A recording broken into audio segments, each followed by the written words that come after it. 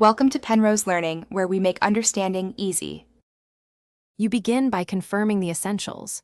Your iPhone 14 is unlocked, running the latest iOS, and has Wi-Fi active. Once done, open Settings and tap Cellular. This takes you straight to eSIM options.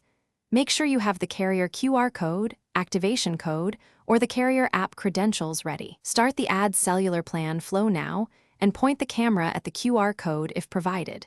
This step reads the profile automatically and prepares the phone to download the. Once the phone recognizes the QR or you've entered details manually, your iPhone fetches the eSIM profile from the carrier. Let it download and install. If the carrier requires its app, open the app, sign in, and follow its eSIM install prompts. This hands the profile to settings.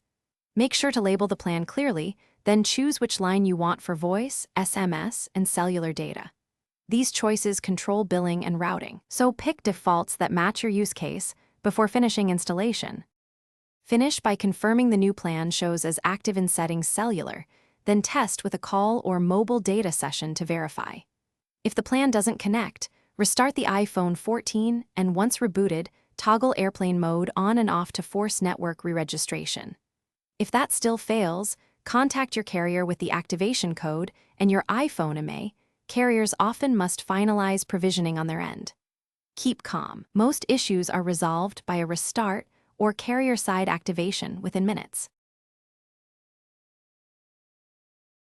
Thanks for watching. If this was helpful, leave a like and consider subscribing. See you next time.